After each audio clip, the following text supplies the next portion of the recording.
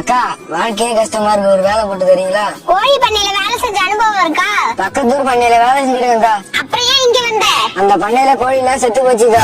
அதான் ஓனருக்கும் வேலை இல்ல, எனக்கும் வேலை இல்ல. சரி ஃபீல் பண்ணாதப்பா, வேலை கொடுக்கறேன். சரிக்கா. ஆமா, அந்த பண்ணையில கோழி எல்லாம் எப்படி செத்துச்சு? தீவனத்துல எறும்பு மேய்துன்னு எறும்பு மருந்து அள்ளி போட்டாங்க.